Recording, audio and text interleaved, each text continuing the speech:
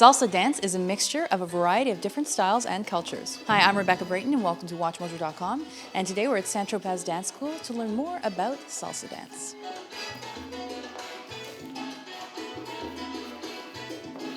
Tell us who you are and how you first discovered dancing. I'm Sonia Kiriakou, and I first got into dancing when I was kind of young, and my parents put me into the folklore classes to learn a little bit about, where we're from. That kind of got me started. I liked it. I didn't think it was the best thing under the sun, but then as I grew up and started seeing different forms of dance, I realized it's something I really like. It came easy to me, and since then I've been hooked.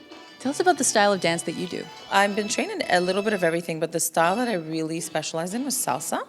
And salsa is a dance that I would say allows you to explore different dances at the same time. Example, you can put in some tango moves into your salsa, or some moves from Brazilian zouk, or some moves from cha-cha. That's why it's called salsa. You can kind of mix it in, and therefore, for me, that's very interesting because I don't get bored. I don't feel like, oh my God, it's one-dimensional and this is it.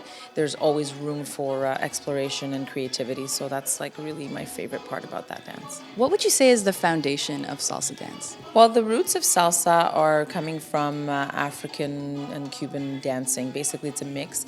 In Cuba, way back when, they started calling it Afro-Cuban dance. And that's where I would say it evolved from. Many other countries also want to claim a little bit of credit for what they used to call mambo is now called salsa. And so it evolved into that word. It was originally known as mambo. Different terms were used. And so, the history is that we started in Cuba, and that dancing spread slowly but surely as people started to travel more, and there was more immigration. Those dances started to go everywhere, namely New York.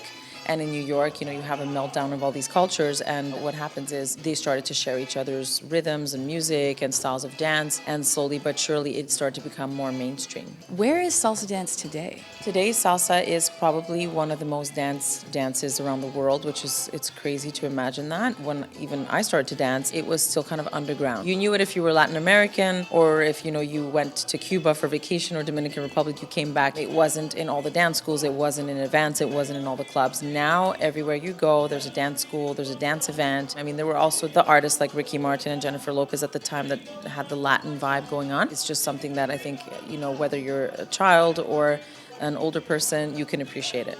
What is its relation to merengue and bachata? It is a different rhythm, a different dance. It's not the same, but it's just that it's connected in culture, I would say. You have Dominican people that are dancing. Merengue is kind of attributed to their culture, but they also listen to salsa. Explain to us the difference between dancing with a partner versus dancing alone. That's the beauty of this dance. You get to dance with people. You look at them, you share, something with them. It's fun to dance by yourself. You go out to a club and you get your groove on, and you don't have to worry about, if it's right or wrong and if it affected your partner.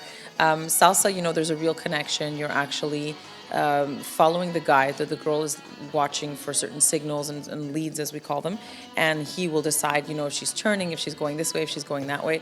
That's what makes it exciting, because you really have to be in focus with your partner. You actually really share that song and that dance and that touch with the other person, which is great. It's special. Thank you very much. Thank you.